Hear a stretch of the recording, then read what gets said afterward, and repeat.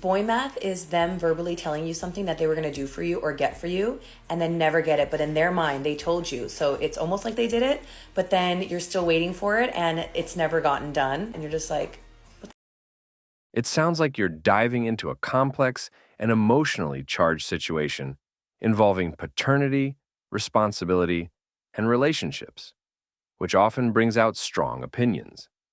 This narrative touches on critical themes of honesty, trust, and the profound impact of choices on others' lives. This fucking text message right here changed my life forever. About a year ago now, January 9th, I get a text message telling me to get a DNA test from Ancestry. And I think it's fake. I FaceTime my friend and I'm like, listen to this. And she's like, I swear my gut's telling me this is real. You need to respond. So I respond.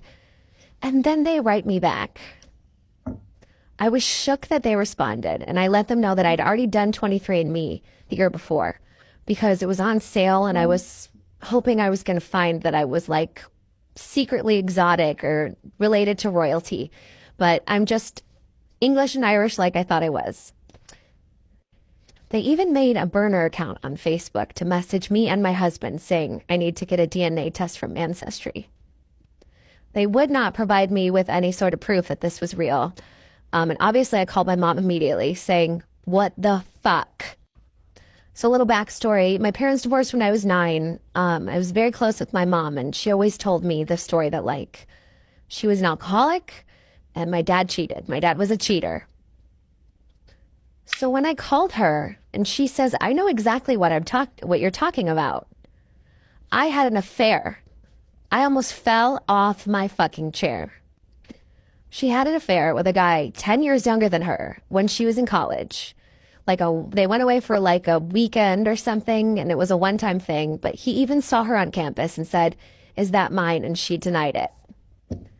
This bitch either gaslit herself or thought she was going to take this shit to her grave. Imagine? So I order an ancestry test immediately. It takes about 6 weeks to get my results back. And ding, ding, your results are in. I find out that, yes, this man is my father, this stranger. So I message him immediately. And he lives in California. He's British. What the fuck? He said my mom sent him a Christmas card when I was 2 years old saying my name in it. And that he's Googled my name ever since. And in 2007, my name popped up. And he saw a picture of me and he knew immediately that I was his daughter. So he emails my mom wanting to get in contact with me. And she denies it and kind of threatens him and says, please do leave us alone. Do not ever contact me again. She's mentally unwell and something bad would happen. She might harm herself if she ever finds out. So what did he do? He followed me on social media my entire life. He watched me date my boyfriend, get married, have babies, everything, all from the outside, not able to know me. I'm telling you, this picture freaked me the fuck out. I have so much more. Let me know if you want a part 2. The stories surrounding parenthood, especially when infidelity is involved, can be deeply painful for everyone involved. The notion that a father is defined as someone who raises a child, rather than just someone who biologically fathers a child, is a significant theme in many discussions about family dynamics. When secrets and lies surface, it creates a ripple effect of hurt, impacting not just the parents, but the children as well. So 2007, right? He contacts my mom and she tells him to leave us alone and never contact us again. The following year, I moved to California. That's where I went to beauty school. He was actually living in Southern California at the same exact time. And he was able to see where I worked and where I went to school because, again, he followed me on social media. Which, like, I could throw up at. Like, to think of what he saw. Like, was it Facebook? Was it MySpace? Like, I hope to fucking God it was not my Tumblr. Like, he drove past my work once. He even called, I guess, to hear my voice. He asked what time we closed or something. He was even going to come in for a haircut, but his wife talked him out of it. She was convinced that I would recognize him, but I swear I wouldn't have because never did I ever in a million years suspect this. I have two older sisters from my mom's first marriage who would say that my dad loved me more than them because I was his biological daughter. So growing up, it wasn't really weird that I didn't look much like anybody because my two sisters are from my mom's first marriage. And if anybody ever commented on like my eyebrows or like my nose, my mom would say it was all from her.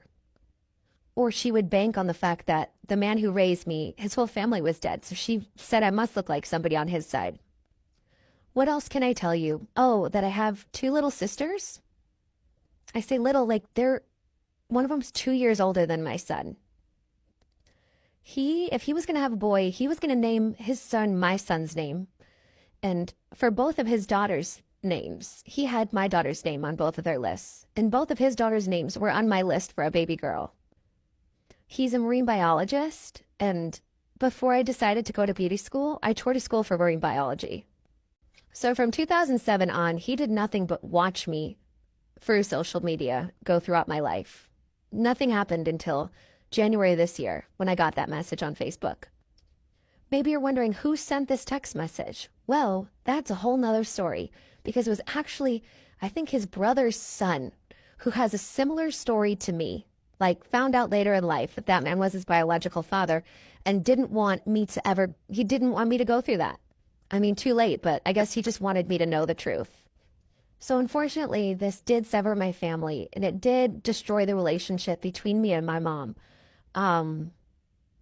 There's a lot more that goes into this, but you can imagine that a secret of this magnitude requires a lot of lying and betrayal and manipulation to keep it up for this long.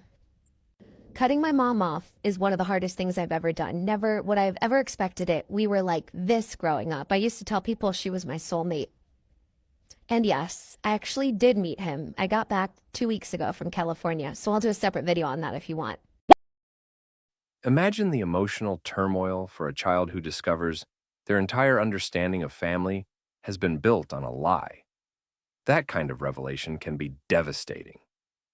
As for DNA tests, they can serve as a crucial tool for clarity and peace of mind, but they also carry the weight of potential emotional fallout.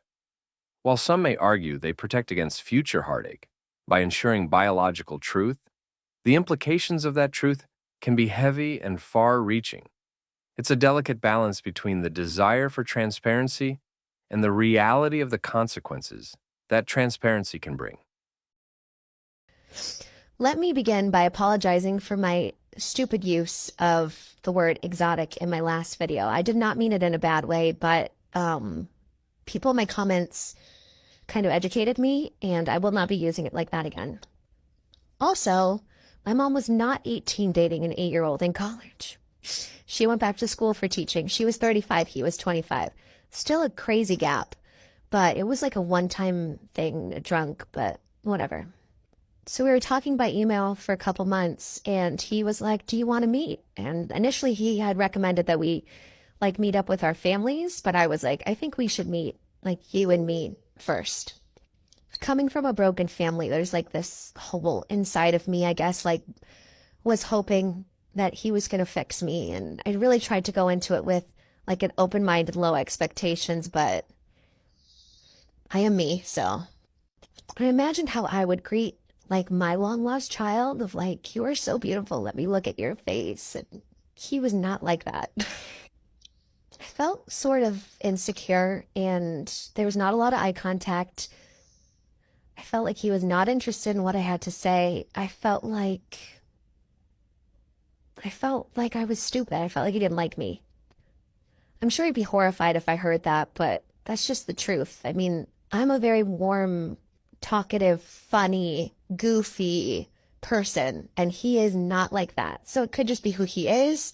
He could even be just trying to respect me as an adult, but our interactions left me feeling very confused and very invalidated.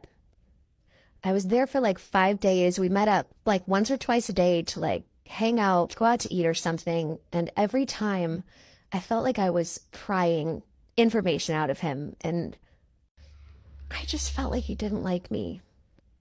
I was A-okay until the last day. And then I got very emotional because I guess I was just hoping by the last day it would be different. And when it wasn't, it was just hard. And we even went to his house for dinner that night, and I'm walking around his house, and it's like the pictures of him on the wall, it's like looking at pictures of me. He looks exactly like me. It was so weird. Also, watching him interact with his other daughters was painful. Like, of course, I'm not stupid. He's going to act completely different around them than with me. But I guess after a week of feeling like invalidated and like he didn't like me, and then watching him around his daughters, it was so hard. I went in the bathroom and cried.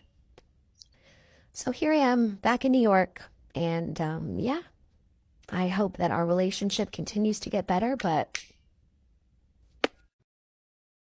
In many cases, the real victims in these scenarios are often the children who find themselves caught in the crossfire of adult decisions. Their emotional well-being can be profoundly affected by the choices made by their parents. It's a stark reminder of the importance of open communication and accountability in relationships, and how a lack of these can lead to a lifetime of complications. I just want to start by saying cutting my mom off was probably the hardest thing I've ever done. People used to say, like, what's your biggest fear?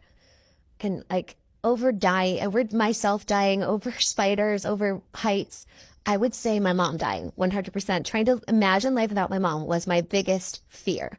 So the fact that I have chosen to do this I would have never believed you if you told me that I did this.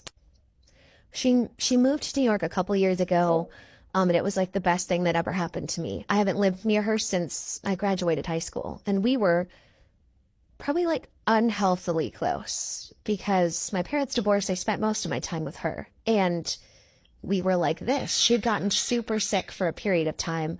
Like I was her primary caretaker in high school. She had a back surgery that got staph, and it was just, I was the one that had to take care of her. So we were very, very close.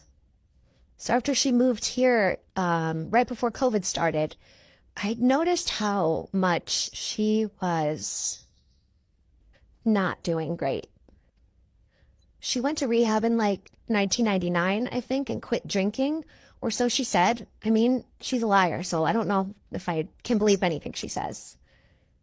But my sisters and I have felt that after she got off alcohol, she turned to other vices. Like she's a shopaholic, like crazy. And also, she loves her some Xanax and Ambien. So I unfortunately had an ectopic pregnancy over Christmas during COVID, and I was in the hospital for like weeks because of it, on and off. And my husband had to stay home with our kids because there was nobody to watch our kids. And my mom, living here, could have helped us out, but she wasn't able to because she was lying to us the whole time, and she was actually like heavily abusing drugs. So Christmas Eve 2020, I found out that I get to go home from the hospital and I don't have to have like a full surgery to remove the fetus from my stomach. So I find out I get to spend Christmas with my family. I'm on my way home, driving home from the hospital, and I get a call from my mom saying, I'm really sick. I need your help. I have a stomach virus. So of course I go straight to her, and I find out by stomach virus, she meant that she took a month's supply of her Xanax and Ambien in like a week and was withdrawing. So I get there and she's like pressuring me to buy drugs off the street and bother my husband's family and ask them if they can find drugs.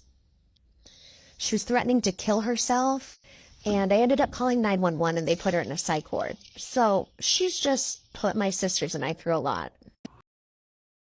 Ultimately, this situation highlights the need for maturity and responsibility in all aspects of life, especially when it involves bringing new life into the world. How do we navigate these complexities without causing further pain? What steps can be taken to ensure that honesty prevails and that children are shielded from the consequences of adult mistakes?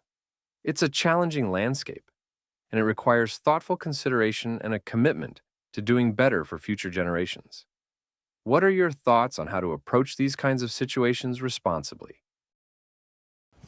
You're all going to come for me when I tell you this. But the honest to God truth is I haven't spoken to him about it yet. Before you jump on me, he knows.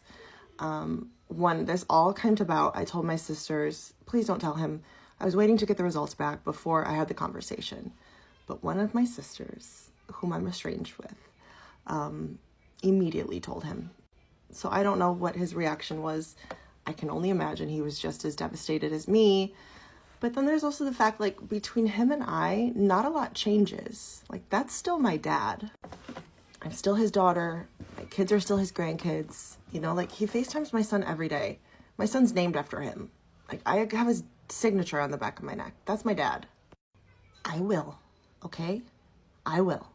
I'm just taking it at my own pace. I just feel like I have two dads now, which is a good thing. The more the merrier. And that wraps up today's episode of Manosphere Daily. If you enjoyed the content, give it a like. Be sure to subscribe and hit the notification bell so you're notified as soon as a new video is out. Share your thoughts in the comments below. See you all tomorrow.